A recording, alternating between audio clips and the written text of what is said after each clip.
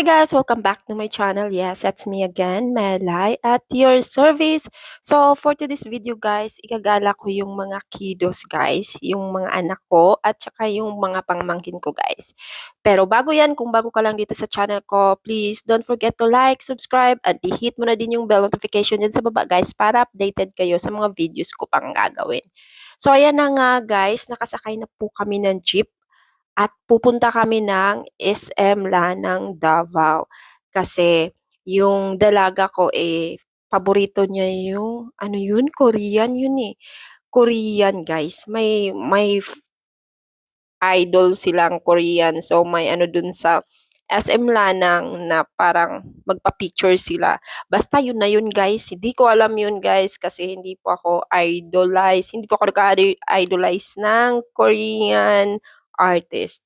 So yun na nga guys, ayan, nagsakay na kami ng ano guys, nagsakay kami ng L3 papuntang Davao City.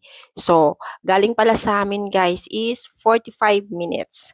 45 minutes bago kami makarating sa city guys. So, medyo malayo-layo at dalawa lang yung pwede naming sakyan pag magko-commute kami, jeep at saka L3 guys. So, ngayon guys, yung sinakyan namin is L3. So, pupunta kami ng Davao guys. Kasama ko yung dalawang anak ko, yung yung ano guys, yung sister ko at saka yung friend ng anak kong dalaga guys. At saka dalawa kong pamangkin, kasama ko sila. So, ngayon guys, gusto ko silang igala. Pangalawang araw ko dito sa Davao guys. So, igagala ko sila guys habang andito pa ako. So, ayun na nga guys, nandito na kami sa Davao City. Welcome to Davao! So, ito pala yung Davao guys. Ayan, so ngayon guys is maulan-ulan siya. Wrong timing kaming umalis kasi maulan-ulan. Sa panahon kasi nito guys, is palaging umuulan dito sa Pilipinas, dito sa Mindanao, dito sa Davao. So, eto guys, so, medyo malamig-lamig siya at saka makulimlim. Ayan. So, traffic pa masyado guys. Ayan, nagutom tuloy yung dalawa kong maliit na chikiting guys. Ayan, yung lalaki yun yung anak ko guys at yung babae naman yun yung pamangkin kong babae.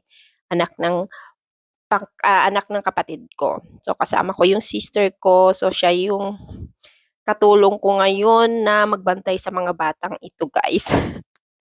So, sobrang saya nila kasi nakagala sila guys. Minsan lang kasi kami dito makapunta sa city guys. Kasi malayo-layo siya, 45 minutes nga. Tapos pamasahe pa, o di ba? So ayan na nga, ayan. Eto pala guys is, ano na guys, JP Laurel. So Bahada. So dito mo makikita yung Gaisano Mall guys. Gaisano Mall, ayan. Yan yung Gaisano Mall Davao guys. So, sobrang tanda na yan guys, ano na yan guys. At dyan pa ako nagtatrabaho dati. Nung hindi pa ako nag-abroad, bago ako nag-abroad. So, dyan ako nagtatrabaho sa Gaisano Mall na yan. So, marami din akong memories dyan. So, ayun na nga guys. So, medyo malayo-layo pa yung pupuntahan namin kasi sa SM Lanang kami pupunta. So, samahan nyo kaming maglakbay guys.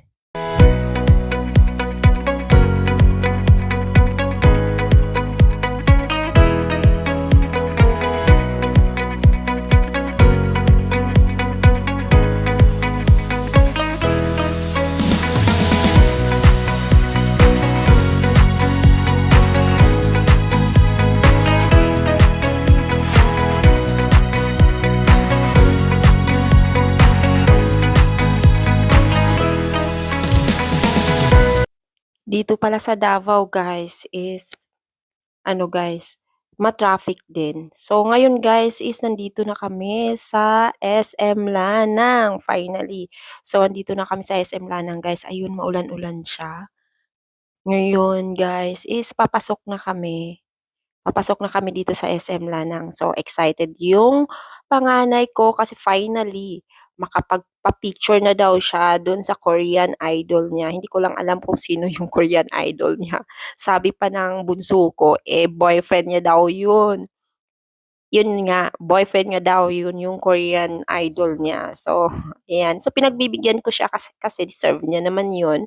Deserve niyang makuha yung ano guys, yung gift kasi gift ko yun sa kanya kasi top 1 siya sa school. So, ayun na nga. So, papasok na kami.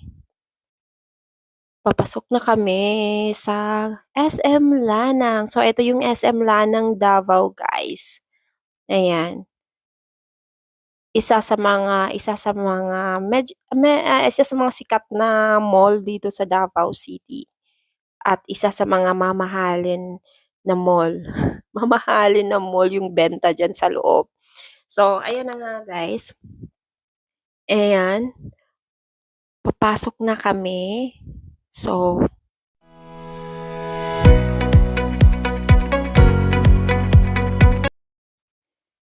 binigay ko na yung camera sa kapatid ko. Siya yung videographer ko ngayon, guys. Oo, siya yung videographer ko ngayon, guys. Habang kasama ko 'tong mga chikiting na 'to, guys. Ayan, yung naka-black, guys, yun yung panganay ko at saka yung naka-white naman, yun yung best friend niya, bale kaklase niya.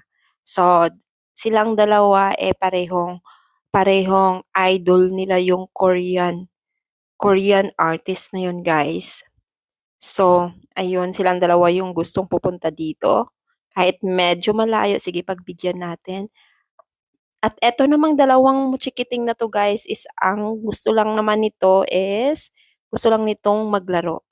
So, bago kami maglaro guys, bago ko sila paglaruin at bago ko sila payagang mag-picture dun sa gusto nilang magpi-picture daw dun sa ano, photoshoot na yun. So, kakain muna kami. Kakain muna kami at maghahanap muna kami ng Jollibee kasi yun yung gusto ng mga batang 'to. Jollibee lang yung nakikilala nila. Kahit anong gagawin namin papili ng ibang pagkain, gusto nila Jollibee lang talaga, guys. So, yeah. Dito sa SM Lanang, guys, is maluwang siya. 'Pag 'pag hindi mo alam yung ano, guys, yung pupuntahan mo dito, medyo magtanong-tanong ka lang kasi ano siya, guys, parang malilito ka talaga guys 'pag iikot ka dito. So, ayun na nga andito kami sa second floor. Sa second floor kami pumunta kasi naghahanap kami ng kainan, tanghali na kasi 'to guys. So, hindi pa kami nananghalian. So, papakainin ko muna sila. Naghahanap muna kami ng puwede naming kainan dito sa food court. So, ayun nag-usap kami guys kasi gusto ng dalawang batang 'tong maliit, gusto nila Jollibee. So, ito namang dalawang dalawang dalaga gusto nila is mang-inasal. So, yung gagawin namin ngayon guys is bibili kami dun sa Jollibee ng pagkain ng dalawang maliit na 'to at dadalhin namin sa ano guys, dadalhin namin sa mang-inasal. At dun kami kakain lahat para sama-sama. So, yun na nga guys, samahan niyo kaming mag-order.